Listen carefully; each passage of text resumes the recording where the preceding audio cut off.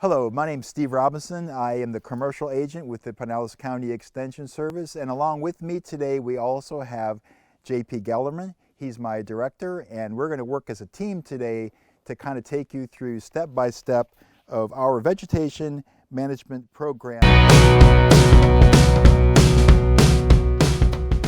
My name's Steve Robinson. We're standing amongst a mixed forest. Actually, behind me here is a hydrix wetland. If we look at the soils here, we're going to find that the seasonal high is very close to the surface. And so what we have here is a ecosystem that's maybe different from many others we're going to be seeing today. Now, before we came out here today, we walked the perimeter of this site and looked at the limitations of the site. It's primarily buildings, open areas, and boardwalks. We're really up on an elevated boardwalk here to keep our feet dry so that during the wet season we don't get out here and get bogged down. We've made an assessment of this site, and this type of area would need to be prevented of supporting long-term exotic invasive species. If we look out here, we made a good policing of the site.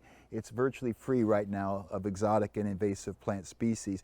You might could see behind me here we have a tree that's fallen, and of course a tree that falls has greatly reduced risk, so it has been chosen to stay here right now and turn itself back into soil over the next 20 or 25 years. And if we had people out here, then the risk would increase. We'd have to cut branches off so people don't get crushed by falling wood.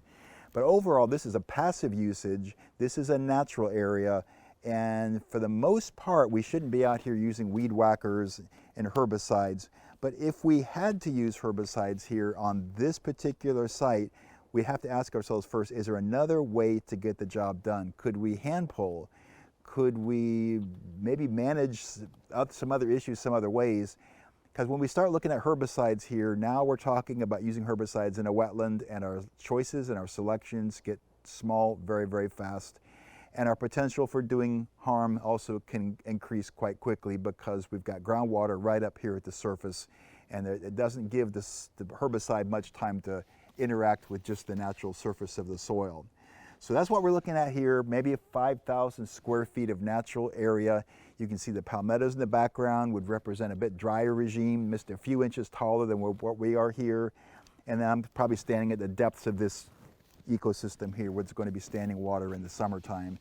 And I think that pretty well describes this place. We see hardwood trees, we see palmettos, and exclusively here we're looking at a native plant system with a lot of leaf litter on the ground. And that opens up a whole bunch of other possibilities, as the leaf litter here needs to be managed to some degree so we control fire in the long term.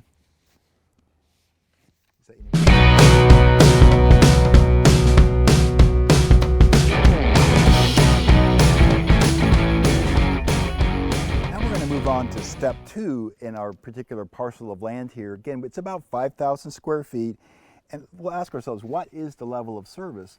Well, this site right now is generally inaccessible to the patrons, to the customers. You have to step off a boardwalk 30 inches below you, so that's considered perhaps a barrier. So this is a site where people just want to walk by and look and see what does a Florida wet flatwoods or a wet hydric hammock look like, and it's right here in front of you.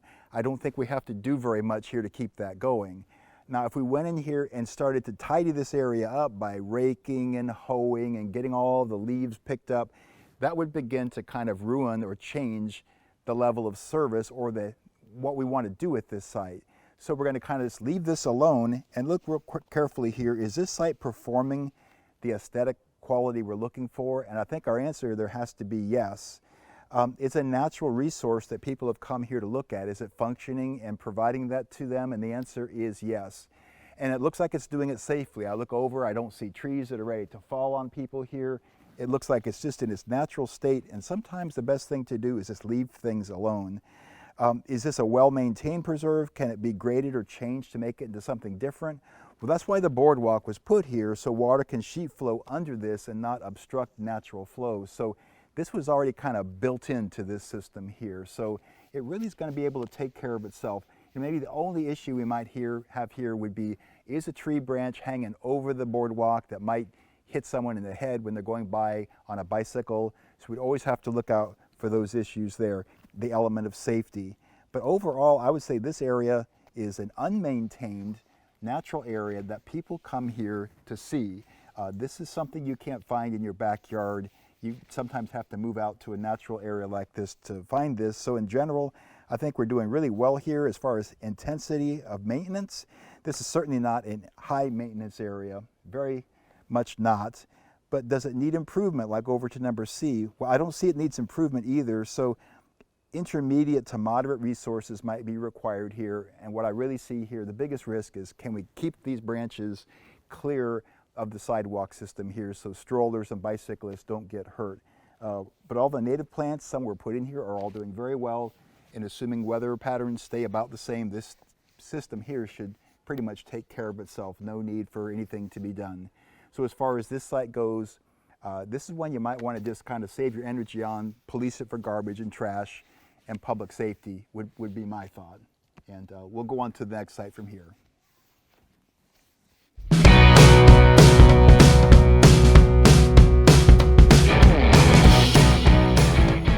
Okay, now we're going to go into step 3 of the IVM assessment portion of our program today, and we're going to look at the development of a vegetative management plan. So I'm going to kind of go through here a little step by step.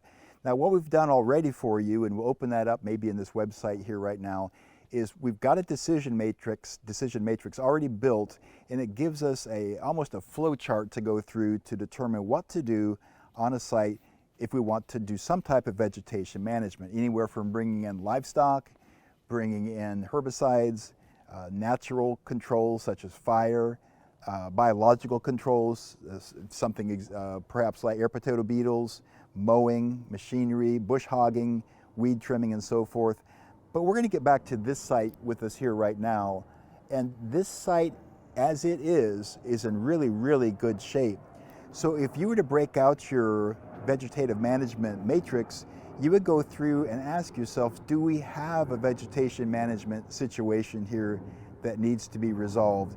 And I would say this, we don't have one perhaps right now, but there's all kinds of outside pressure that will be potentially bringing us difficulties in the future. Air potatoes, Kogon grass, you name it, and there's exotic species out there that are going to try to make inroads into any natural system. But your best control for those is a dense forest, dense ground cover of native plants. So try not to go in here and disrupt this. The natural shade, the natural mulch we have here are all doing their part to suppress the invasive species that may well try to get started here. What I wanted to also mention with the decision matrix, it kind of goes through all the different types of landscapes, or let's call them ecosystems. And ecosystems are really a product of old geologic formations that build different soils under different hydrology, therefore allowing different plant species to be successful in certain areas. You know, some areas are preserved by fire and some that are not. This is not a site that typically would be burned through due to the moisture level here. There is a building. You wouldn't want to use fire here. Yeah, did I say we were? No, but I'm just saying yeah. That would be good to make a point of that. Okay, good. I'll keep going. Yeah, we certainly don't want to use fire when we're in a situation where we're close to buildings. Another issue is in Pinellas, you know, we're fairly densely populated. We're almost 1 million people in 280 square miles. It's difficult to ignite and have a controlled burn when you're close to humans. The issue is, well, air quality's been decreased. The ash is falling on my $50,000 pickup truck. You have to really be careful with the weather, and that's a whole nother subject we can talk about here later in our program, how to introduce, you know, pyro effects or fire into our system. And I think that pretty well covers us here. This site, again, is in such good shape. I really don't see much we need to do, but we frequently should walk the perimeter and get out into the center and see, is there some kind of a shift we're missing? Is there the beginning of a small problem that's going to become a big problem? And when there's a small problem, you might be able to resolve it with just bending over and pulling up a few plants before you wait till they become mature, sexually mature plants.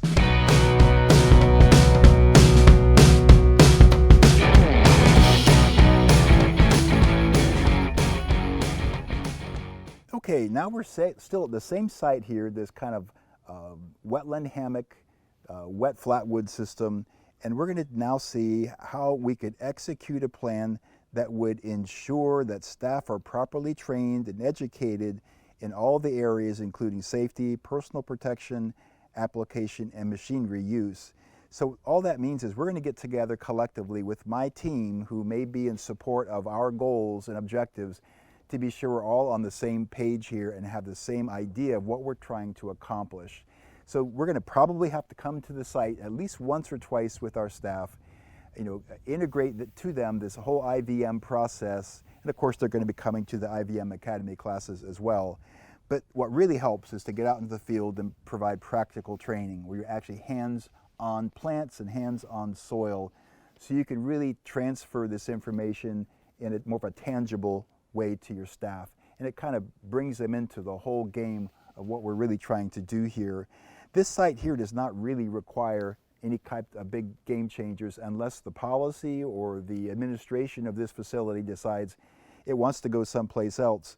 So what we would really do at this point is just continue to reinforce the junior staff and the entry-level staff members as to what are we really doing here, so we don't get a misplaced application of herbicide on the wrong plant. And this really does come down to a lot of plant identification, being able to identify the native desirables versus the exotic invasives, so we don't come in here and make a mistake just by sheer absence of education and practical.